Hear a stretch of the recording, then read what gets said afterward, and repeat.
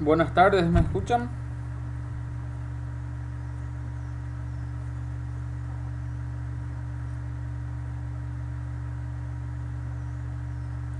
Perfecto. Bien, el día de hoy vamos a estar haciendo una pequeña introducción a un concepto sumamente interesante, sumamente importante y por sobre todo un tema actual que van a tener que ustedes conocer, ya que estamos hablando de lo que serían las funciones hash.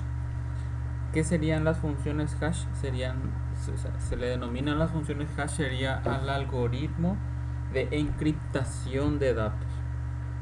Lo que nosotros estuvimos estudiando en estas sesiones es justamente a poder trabajar con volúmenes importantes de datos. ¿Sí? Los habíamos mencionado en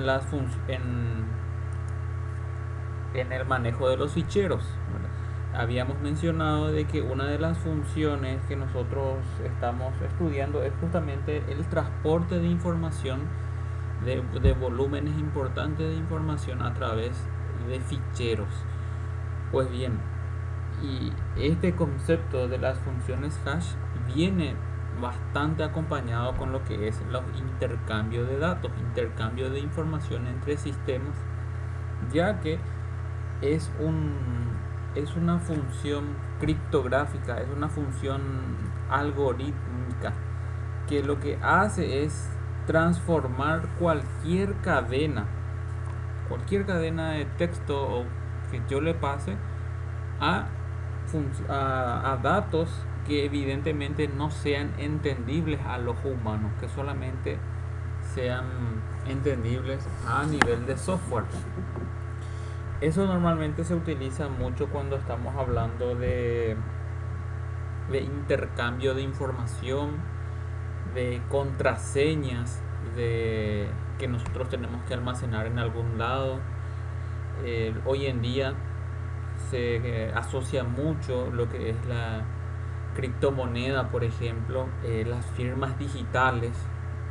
Todos esos conceptos por detrás tienen una base y esa base es justamente de trabajar con algoritmos de encriptación de datos, que lo que hace es ofuscar la cadena original de tal manera a que si se llega a interceptar dicha información no sea entendible para la persona que está interceptando esta información. Entonces, lo que nosotros tenemos que hacer es justamente es mirar un poco a nivel de Java cómo podríamos generar ciertos algoritmos para poder asociar alguna encriptación de datos a información, sea algún dato en específico o sea, por ejemplo, a un archivo, sea a una línea del archivo que nosotros estuvimos viendo. Hay diferentes ejercicios que se pueden llegar a hacer, pero aquí lo importante es entender primeramente el concepto. Si nosotros entendemos bien el concepto, luego en qué vamos a aplicar estos conceptos, eso ya va a depender de nuestra necesidad.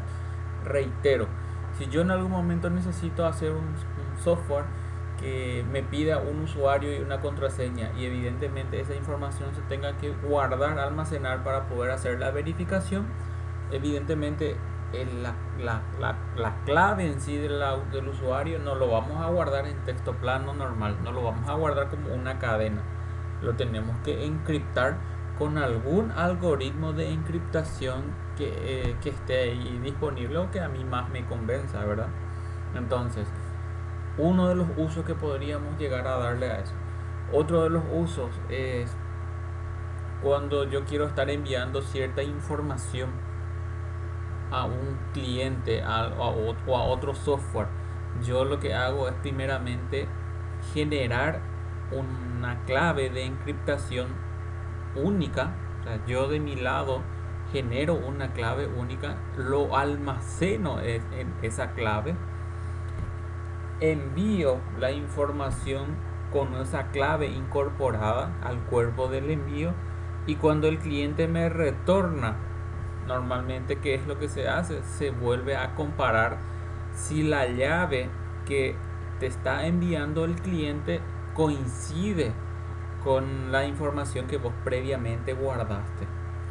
Ese concepto es muy utilizado en los servicios web, eh, ya que los servicios web normalmente consumen información entre sí, se transportan información y siempre tiene que haber algún mecanismo de seguridad, ¿verdad? Porque todo esto que estamos hablando lo que hace es agregar políticas de seguridad. No estamos diciendo que con esto va a ser totalmente inviolable, no estamos diciendo que con esto nadie puede igual acceder a cierta información, ¿verdad? Pero lo que sí estamos diciendo es que estos son mecanismos de seguridad que nosotros debemos de conocer y debemos de aplicar. Entonces, ese concepto es el que normalmente se conocen como los algoritmos de encriptación para poder encriptar la información que necesitamos encriptar y de esa manera tener cierta seguridad de que si se llega a interceptar la información, la persona o el software que está interceptando esta información no va a tener disponible ahí los datos plenos, sino que son datos totalmente encriptados lo que va a poder llegar a visualizar en algún momento. Entonces, dijimos, ¿verdad?, de que cuáles podrían ser los usos que se le podría estar dando hoy en día a este tipo de algoritmos. Mencionamos el ejemplo más claro, ¿verdad?, que sería el famoso usuario y contraseña. Los datos que nosotros almacenaríamos en una base de datos o en algún archivo, en algún sitio, para que yo pueda en algún momento verificar si los datos que el usuario está ingresando son datos correctos. Entonces, evidentemente, el dato que corresponde a la clave siempre tiene que ser dato encriptado. Nosotros no podemos trabajar con el dato clave como una cadena de texto normal, porque la contraseña o la clave de tu usuario evidentemente es una clave secreta que ni nosotros los desarrolladores debemos de conocer. Entonces, evidentemente, por política de seguridad ya deberían de estar encriptados desde el primer momento.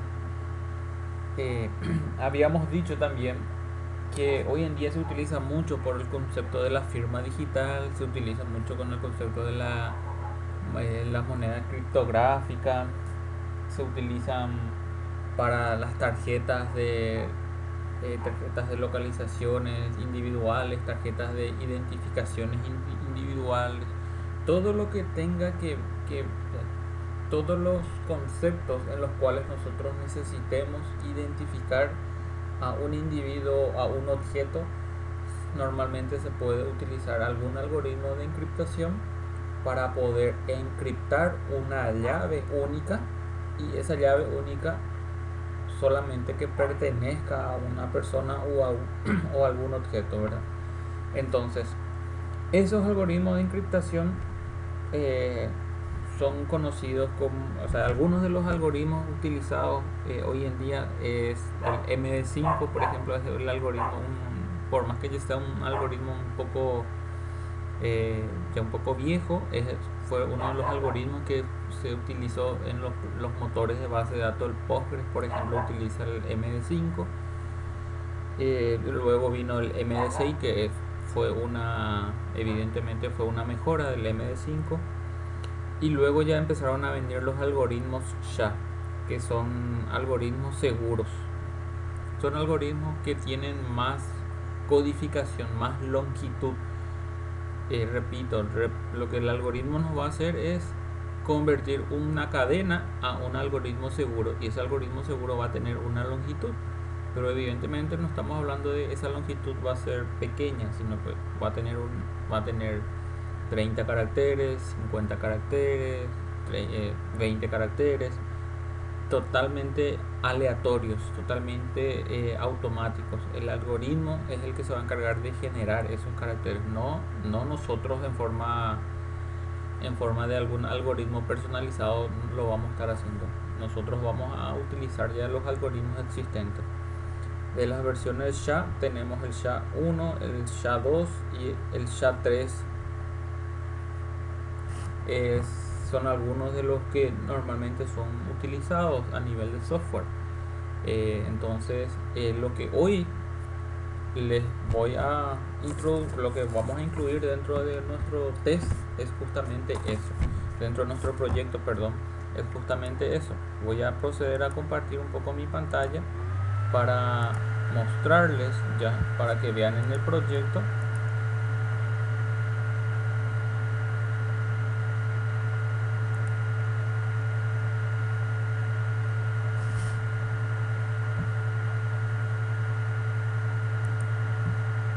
Yo ya estuve preparando ya una pequeña clase de test hash justamente para que vean esto. Esto es, evidentemente no es propio del lenguaje de programación, perdón, no es propio, o sea, no es único no está casado con un solo lenguaje de programación.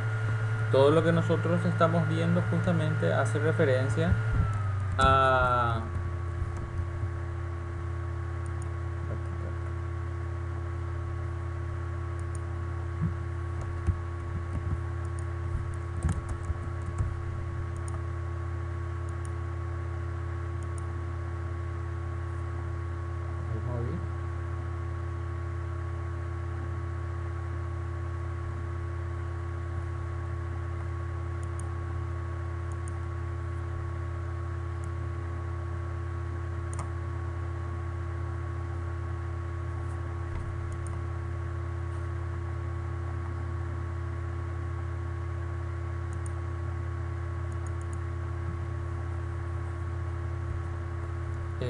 estaba mencionando de que todos estos conceptos que nosotros estamos viendo, sea la programación orientada a objetos, sea el concepto de los ficheros, concepto del manejo de volúmenes de datos importantes y ahora el concepto del hash, son conceptos totalmente independientes al tipo de lenguaje de programación que nosotros estemos usando. Estos conceptos se aplican a cualquier lenguaje de programación. Entonces lo que nosotros hacemos es estudiar un poco el contexto, el concepto, contextualizamos, tratamos de hacer algunos ejercicios para que se entienda y presentar eso como parte de cierto conocimiento para que ustedes tengan, ¿verdad? Pero no quiere decir que esto evidentemente esté casado con un solo lenguaje. Ustedes pueden replicarlo esto en cualquier momento, ¿verdad? En cualquier lenguaje. Entonces, justamente por ese motivo nosotros preparamos, o sea, yo preparé un método en MD5 y un método del SHA en el algoritmo 256. Entonces lo que hace es justamente es una cadena, se le pasa una cadena. Yo acá evidentemente voy a poner acá cualquier información que yo quiera encriptar y esta línea, este es uno de los tipos de encriptación, va a estar generando una encriptación con el algoritmo MD5. Lo mismo está pasando aquí, solamente que el algoritmo es totalmente diferente. Si yo esto ejecuto, justamente lo que va a hacer este texto cadena va a convertir, a ver dónde me aparece mi consola para que se pueda visualizar. Esto es lo que fue resultado de del algoritmo de conversión, ¿verdad? Entonces todo esto fue, si yo, perdón, este está ejecutando el del SHA. Fíjense que acá yo le estoy llamando al método SHA, quiere decir que está entrando en este algoritmo. Entonces esto es lo que está mostrando como resultado de mi algoritmo de encriptación. Esto es la encriptación de una cadena independientemente al texto. En este caso, este era un ejemplo que había encontrado, por eso lo traje, y acá yo le pongo texto.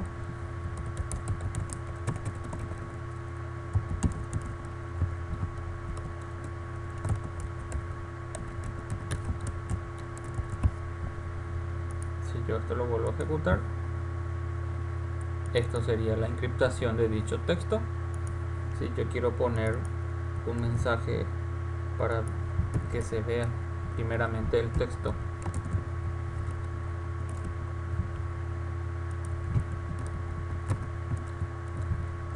primero le voy a poner el texto y luego la conversión. Yo ahora esto voy a cambiar. Fíjense que solamente tengo una sola sintaxis. Entonces, al hacer nuevamente el clic derecho a ejecutar, fíjense que mi algoritmo se mantiene. O sea, la longitud de mi algoritmo en sí, o de mi resultado de la ejecución del algoritmo, es constante. O sea, no, la conversión o la encriptación del dato no depende de la longitud de tu texto. O sea, fíjense que yo acá le puse C nada más y yo acá escribo cadena a encriptar. Guardo esto, vuelvo a ejecutar. Evidentemente el resultado va a ser el mismo. El resultado va a ser el mismo, no depende de la dimensión del texto que nosotros querramos encriptar. Lo mismo sucede con el MD5. Ahora, fíjense acá, voy a cambiar, voy a ponerle aquí el MD5.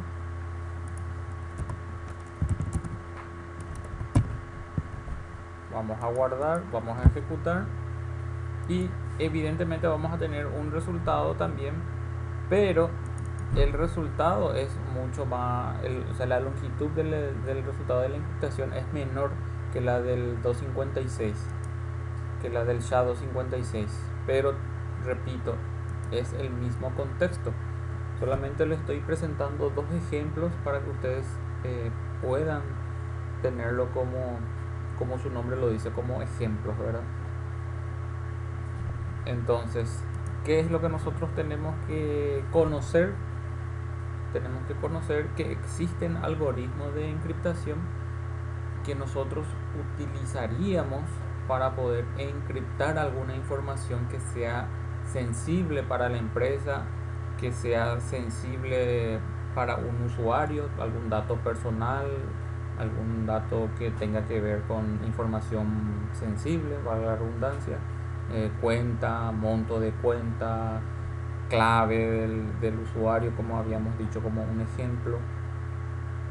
Entonces nosotros tenemos que asumir como un hábito de seguridad de que toda aquella información que puede llegar a ser vulnerable tiene que estar encriptado eso y esa encriptación evidentemente tiene que ser una encriptación ya que de un algoritmo conocido. O sea, no es necesario que ustedes creen su propio algoritmo de encriptación, pueden utilizar evidentemente los ya existentes y los ya que estos están validados, ya están estudiados, ya están demostrados que funcionan, ¿verdad?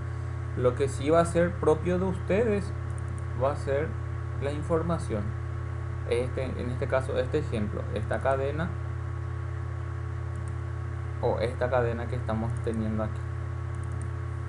Entonces, siguiendo ese contexto, ¿cómo nosotros a nivel de nuestro lenguaje de programación podemos llegar a trabajar con las informaciones importantes y a la vez asociar este concepto de hash, de concepto de encriptación? El lenguaje Java tiene una clase fundamental que ya viene preparada, ya viene capacitada para trabajar con este tipo de situación, que es el hashmap. El hashmap es una clase que justamente viene preparada para que se trabaje con el índice y valor, o key y value. ¿Qué significa eso? Que cada valor va a tener un identificador, va a tener un key. Entonces lo que normalmente hacemos es representar de que el valor va a estar asociado a un único valor, y ese valor único podría llegar a ser un algoritmo, o sea, un dato que esté encriptado. Entonces, ¿cómo se crea un hashmap?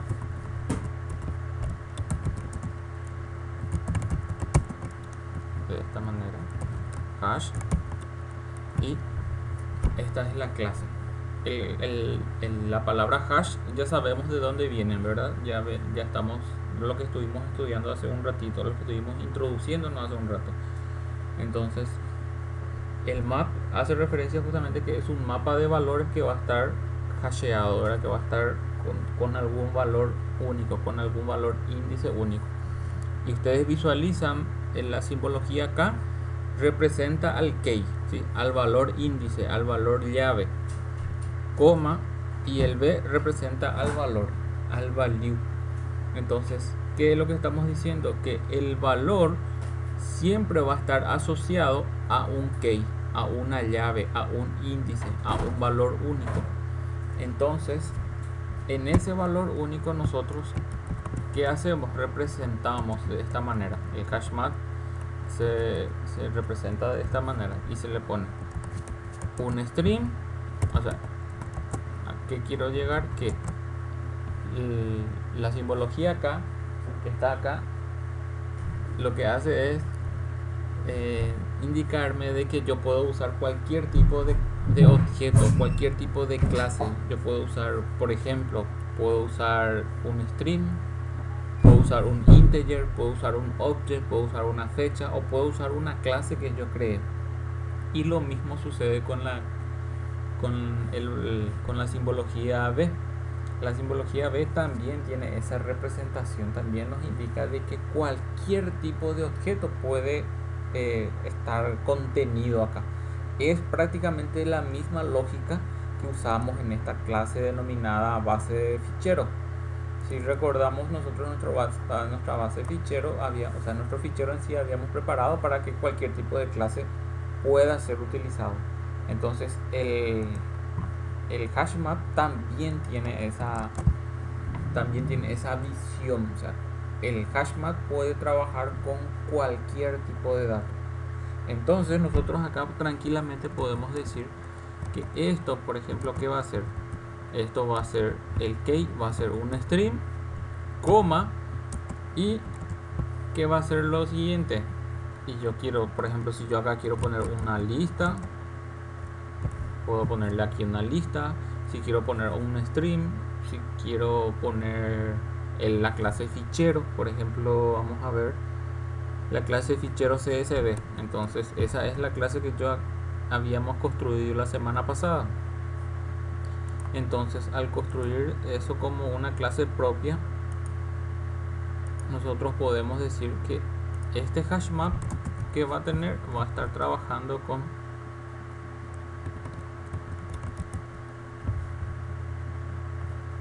fichero CSV, por ejemplo, un nombre.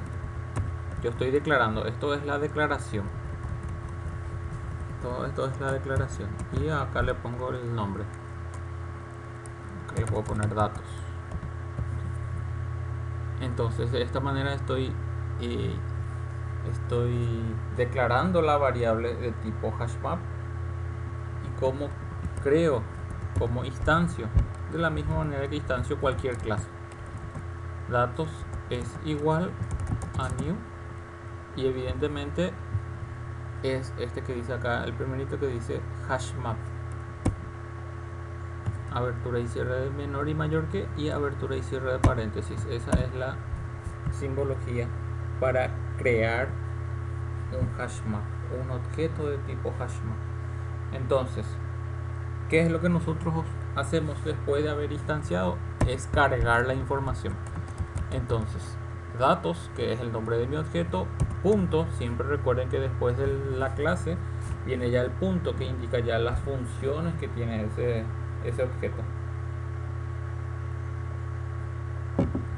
Bueno, tenemos las funciones para limpiar, para clonar, para verificar si contiene un key, si contiene un value. Acá ya estamos hablando de dos datos, ¿verdad? Contains key hace referencia a si contiene la llave, si contiene el key, el índice, y evidentemente este es el valor, ¿verdad? Esto es para poder iterar, para verificar igualdad. Este es otra forma de iteración. Esto es el get, acuérdense que era para poder obtener información. Verificamos si está vacío, podemos hacer. Y acá está el que usamos para cargar, el pub. El método pub lo que hace es justamente indicar de que este método es utilizado para agregar un nuevo valor al mapa. Entonces yo le tengo que indicar, ahí, yo le tengo que indicar primeramente el key y luego el valid. Entonces acá, como esto está encapsulado en que tiene que ser una cadena stream, evidentemente esto tiene que estar entre comillas dobles. Y esto que tiene que ser un fichero CSV. Entonces este que está en comilla doble es el que va a ser el key. Entonces aquí es donde nosotros en teoría tendríamos que ponerle un valor cualquiera, ¿verdad? Un key. Y aquí evidentemente lo que tenemos es que crear una clase correspondiente. Entonces este mapa ahora mismo va a estar creado y va a tener un registro dentro del mapa, ¿sí? Es un poco, esa es la misma función que nosotros habíamos hecho con las listas. Vamos a ver un poco si voy a este fichero y vamos a acá, por acá está la lista. Acá está la lista. Acá yo creaba la lista y con este lista.add lo que yo hacía era agregar un objeto a la lista. Bueno, esto es de un array list. Voy a copiar nada más para tener como referencia. Esto es de un array list, es una lista de datos. ¿Cuál es la principal diferencia? De que en esta lista yo solamente puedo agregar un objeto. Voy acumulando los objetos, ¿verdad? Pero cuando yo quiero asociar un objeto a un índice, por defecto la lista tiene un índice que es solamente la posición, pero esa es una posición por defecto que ya te da la lista. Pero ¿qué pasa si yo de alguna u otra manera quiero asociar una lista a un objeto único, algún objeto identificador? Para ese caso es donde la lista ya queda un poco limitada, vamos a decirle, por usarle un término. Y en ese caso es donde sale a flote el hash map, porque el hash map yo acá puedo agregarle esa lista y a esta lista le puedo agregar un valor único, un valor índice. Entonces es decir de que el mapa justamente voy a estar utilizando para crear ese concepto, crear un valor único por cada objeto que yo vaya cargando. Entonces el lenguaje Java justamente utiliza esta clase, es una de las clases utilizadas para trabajar con ese concepto. ¿Se entendió, señores?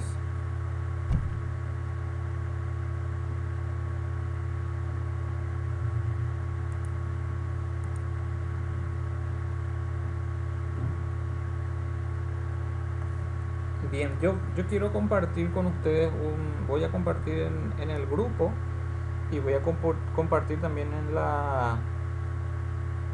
la plataforma de la universidad. Voy a compartir con ustedes un link bastante interesante justamente sobre todo lo que es la parte de algoritmos, eh, esta parte de hash en sí. Yo estuve leyendo hoy justamente para poder entrar en contexto y mostrarles a ustedes algunos algoritmos. Y sería muy interesante que también ustedes hagan lectura de eso, ¿verdad? Para que tengan un poco de referencia, ¿verdad?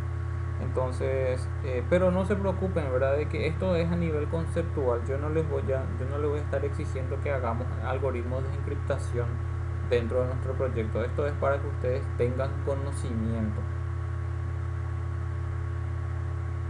Bien, eso lo voy a hacer ya dentro de un rato. ¿Tienen alguna consulta sobre el proyecto, por ejemplo? ¿Pudieron replicar lo que estuvimos haciendo en las sesiones anteriores? ¿Quieren hacerme alguna aclaración, pedirme alguna aclaración? ¿Algo que quieran? Adelante.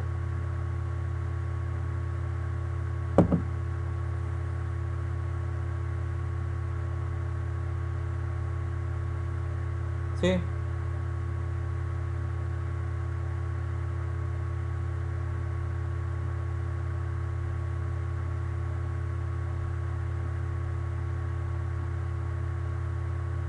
Ah, En el archivo.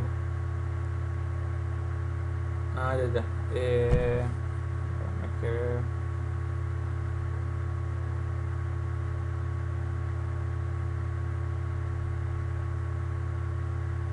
Sí,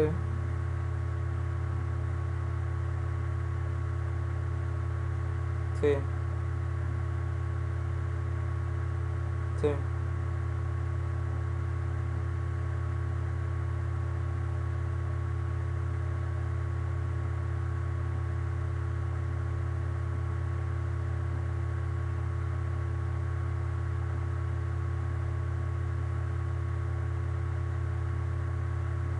Y bueno, y en teoría eso para nosotros no había sido un impedimento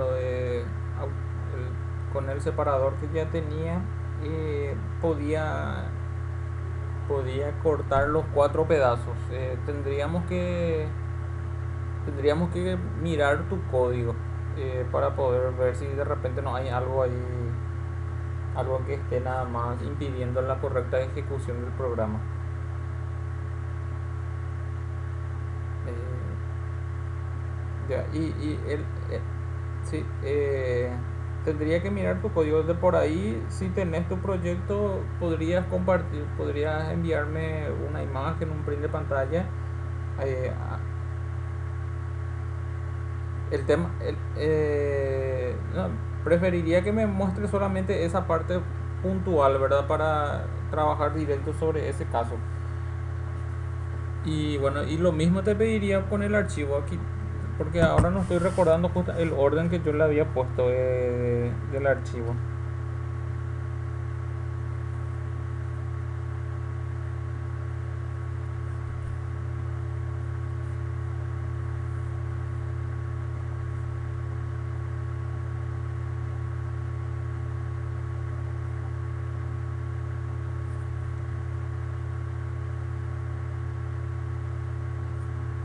Ah, ya.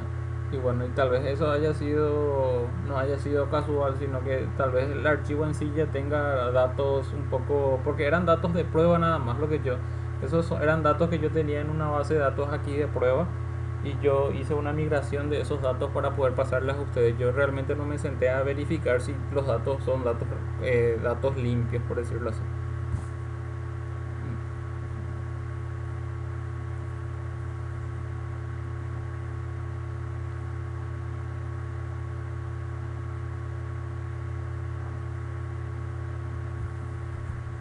Entiendo, entiendo, sí. Por eso te digo, si me pasas al WhatsApp una imagen, yo te voy a responder ahí exactamente el orden.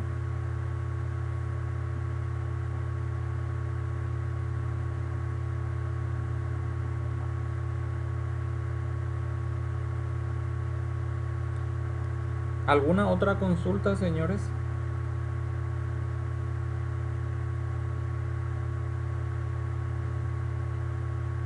Bien, voy a levantar el proyecto actualizado al grupo, a la plataforma, y el video correspondiente, y el compañero voy a estar esperando tus archivos para darte seguimiento a la consulta. De mi parte ha sido un placer nuevamente estar del otro lado con ustedes, deseándole un buen resto de jornada. Me despido. Hasta luego.